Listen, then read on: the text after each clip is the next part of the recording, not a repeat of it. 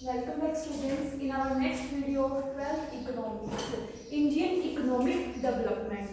आप इस बुक के अंदर सारी जो इंडिया की डेवलपमेंट हुई है, इंडिया की जो इकोनॉमिक कंडीशन है उसके बारे में आप जान जाओगे।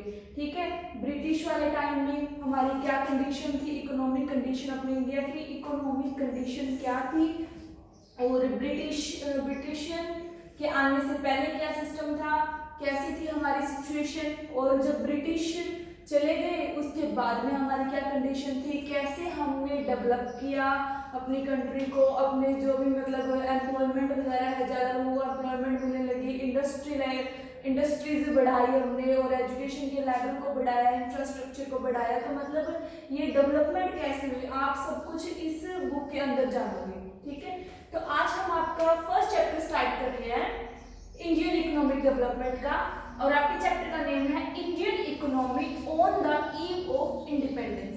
कि जब इंडिया इंडिपेंडेंट हुआ तो उस टाइम क्या हालात थे। ईव ऑफ इंडिपेंडेंस मीन्स उस दिन ईव का हिंदी में होता है संध्या, मतलब एक तरीके से शाम को। ठीक है, कि इंडिपेंडेंट वाले दिन शाम को क्या हालात थे, क्या सिचुएशन थी, क्या कंडीशन थी, हमारी इकोनॉमिक कंडीशन क्या थी, हमारा मतलब जो टोटल ओवरऑल इकोनॉमिक कंडीशन आप मान सकते हो, जिसमें एम्प्लॉयमेंट भी आती है, जिसके अंदर हमारी इंडस्ट्रीज वगैरह आती है, और बिजनेस वगैरह सारी चीजें इसके अंदर हम इंक्लूड करेंगे। ठीक है, तो अब देखिए सबसे पहले बिफोर द ब्रिटिश रूल से पहले इंडियन इकोनॉमी वाज, कि ब्रिटिशियंस के आने से पहले हमारी क्या कंडीशन थी, कैसे थे हम, कैसी हमारी सिचुएशंस थी। ठीक है, तो फर्स्ट मैंने यहाँ पे लिखा है कि प्रोस्पेरस का मतलब होता है कि इंडिपेंडेंट थे हम प्लस सेल्फ रिलायंट। हम इंडिपेंडेंट थे और सेल्फ रिलायंट, यानी खुद मतलब खुद के लिए खुद कर सकते थे, खुद के लिए खुद कमा सकते थे, और आजाद थे हम किसी के ऊपर डिपेंड नहीं थे। सेकंड देखिए agrarian means agriculture was the main source of livelihood of 2/3 population. Agriculture का हमारे इंडिया में बहुत ज्यादा था। ठीक है, और 2/3 पॉपुलेशन जो थी वो एग्रीकल्चर ही उनका मेन सोर्स था इनकम का। ठीक है, एग्रीकल्चर पे वो बेस्ड थे, उसी से उनको सब कुछ मिलता था। नेक्स्ट है well known handicraft industry of cotton silk precious stones, कि जो मतलब हैंडीक्राफ्ट हाथ से बनी हुई चीजें, हस्तशिल्प कला जो हम कहते हैं, कि हाथों से बनी हुई चीजें या हाथों से बना हुआ सामान ज्यादा चलता था और बहुत अच्छा बनाते थे, हाथ की कला से बना हुआ सामान बहुत अच्छा बनाते थे। तो हमारी ये कंडीशन थी कि एग्रीकल्चर पे डिपेंड थे, अच्छा था सब कुछ सिस्टम। ओके, और इंडिपेंडेंट थे, सेल्फ रिलायंट थे, और हैंडीक्राफ्ट का सिस्टम हमारा अच्छा था, बिजनेस अच्छा था। अब नेक्स्ट देखते हैं ड्यूरिंग द ब्रिटिश रूल, जब ब्रिटिश रूल आ गए तब हमारी क्या कंडीशन हुई, economic policies of colonial government. Colonial में आपको बताऊंगी अच्छे से क्या होता है। Economic policy of colonial government were concerned with the protection and promotion of their interest. कि मतलब जो ब्रिटिश आए थे, पहले मैं आपको कॉलोनियल बताती हूँ कि कॉलोनियल का मतलब क्या होता है। जैसे एक तो होगी, दो कंट्रीज है, सबसे पहले दो कंट्रीज को लेना है, इसमें से एक कंट्री तो होती है पावरफुल, ठीक है, और एक कंट्री है भी जिसके पास मतलब ज्यादा पावर नहीं है as compare to this country. अब इसको हम बोल सकते हैं ब्रिटिशियन का जो है ब्रिटेन हो गया, और ये हमारा इंडिया। अब ये धीरे धीरे इसको कवर करना चाहती है और इसके ऊपर अपना राज चलाना चाहती है। इसकी जो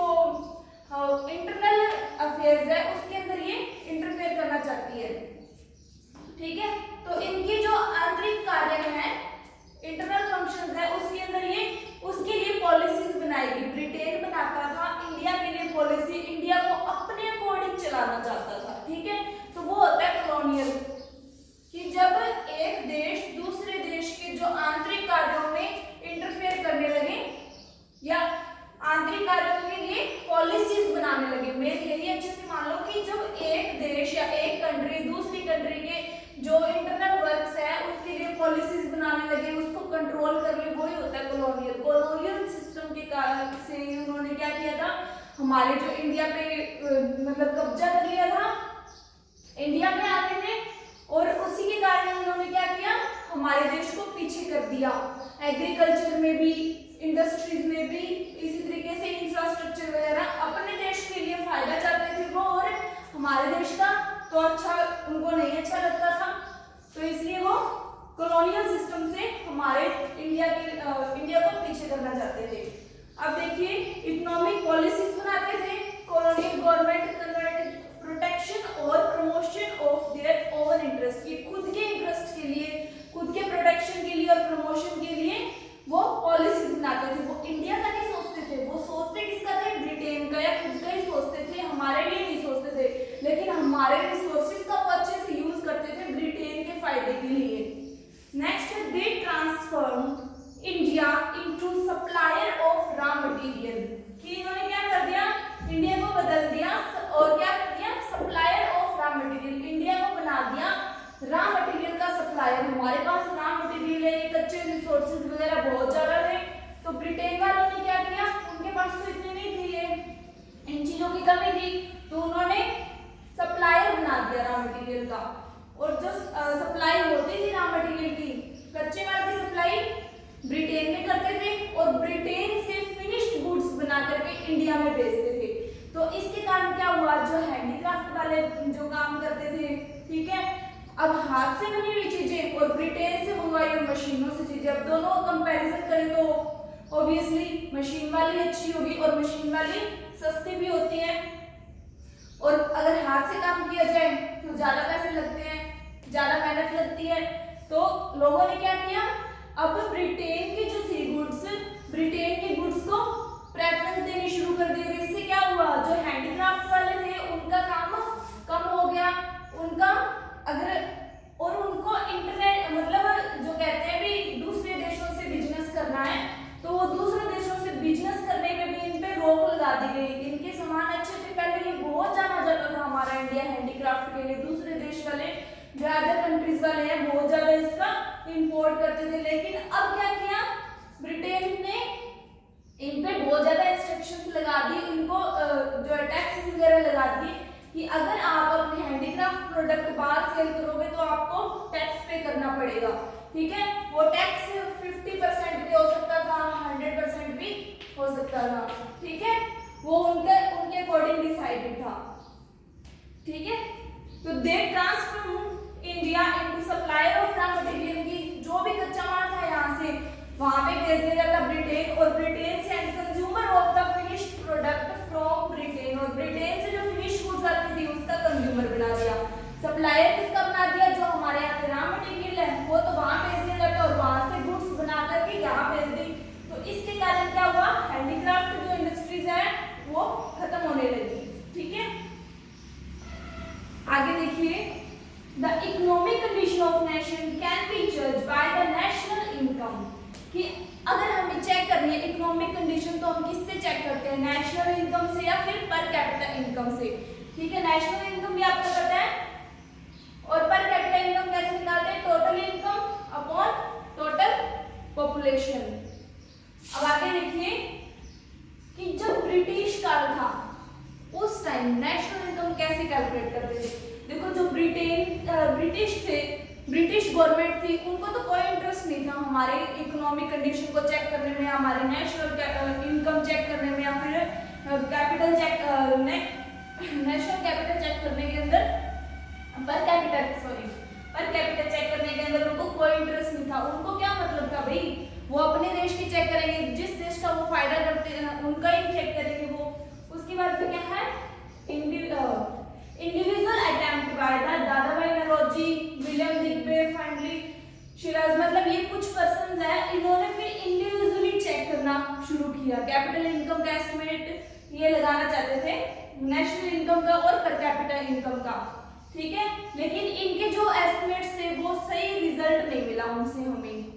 इन्होंने ट्राई तो किया, देखो ब्रिटिश ने तो कुछ भी ट्राई नहीं किया, ठीक है, लेकिन कुछ पर्सन ने इंडिविजुअली ट्राई किया बट उनके रिजल्ट्स अच्छे नहीं आए। लेकिन उसके बाद में डॉक्टर राव ने जो चेक किया वो सही था, वो कुछ हद तक सही एस्टिमेट लगा रहा था, ठीक है। और during the first half of century aggregate real output growing less than 2% and per capita income 0.5% थी। तो मतलब ये बहुत कम थी, ठीक है। तो मीन्स यही है कि ब्रिटिशियंस जब आए तो हमारी कंडीशन को उन्होंने बहुत खराब कर दिया। वो तो सिर्फ ब्रिटेन का फायदा सोचते थे, हमारा नहीं सोचते थे। वो ब्रिटेन को आगे बढ़ाना चाहते थे, ब्रिटेन की डेवलपमेंट चाहते थे, और हमारे देश की डेवलपमेंट को उनसे क्या मतलब था, मतलब वो नहीं चाहते थे कि हमारा इंडिया डेवलप करे। हमारे पास जो भी सिस्टम थे, जो भी हम अच्छे से काम करते थे, उन सबको पीछे ले जाने की कोशिश की। पहले तो उन्होंने ओवरऑल इंडिया पे जो है कंट्रोल कर लिया। उसके बाद में जो भी लैंड वगैरह है उसके ओनर जो है जमींदार होते हैं, जमींदारों को बता दिया। और जमींदार क्या करते थे, टिलर्स होते हैं जो जमीनों पे काम करते हैं। मतलब जमींदार की तो वो जमीन होती है, लेकिन उन पे काम करने वाले जो पर्सन होते हैं उनको टिलर बोलते हैं। तो टिलर से वो काम करवाते थे और उनको बहुत कम देते थे पैसा, जो उनकी मतलब सैलरी मान सकते हैं कि उनको जो तनख्वाह देते थे वो बहुत कम देते थे, या फिर उनको खाने के लिए कुछ देते थे जो उनके मतलब जीवन निर्वाह के लिए जो भी होता था, उससे कुछ फालतू नहीं देते थे। और जमींदार को क्या करना पड़ता था कि जो उनकी जमीन थी उनका उसको एक फिक्स रेंट देना पड़ता था ब्रिटिश को, ठीक है।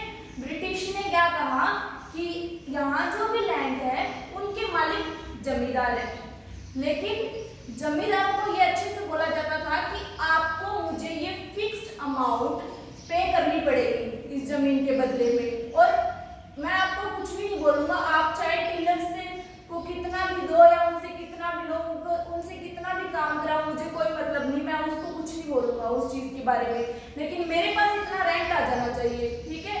तो इस तरीके से जो टिलर्स वगैरह थे वो क्या हो गए, लेबर बन के रह गए। वो सिर्फ काम करते थे और उनके जीवन के लिए जितना जरूरी था कि हाँ बस ये बंदा जिंदा रह सकता है, ठीक है, उतना उनको मिलता था, उससे ज्यादा नहीं मिलता था। और जो जमींदार थे वो पैसा ज्यादा कमाते थे और वो क्या करते थे, उस ज्यादा पैसे को अपनी लग्जरी लाइफ में स्पेंड करते थे, ठीक है। मतलब उनकी जो भी बढ़िया बढ़िया चीजें जो उनको लगती थी, जिनसे उनका जो लिविंग ऑफ स्टैंडर्ड या ज्यादा शो ऑफ करना चाहते हैं, उन चीजों में पैसे लगाते थे। लेकिन उन्होंने ना ही तो कोई एग्रीकल्चर की डेवलपमेंट के लिए पैसा लगाया, ठीक है। वो क्या करते थे, सिर्फ उनके अंडर ही काम करते थे, ब्रिटिश के अंडर, ब्रिटिश के गाइडलाइंस के अनुसार ही वो चलते थे, ठीक है। थैंक यू, नेक्स्ट वीडियो में मिलते हैं।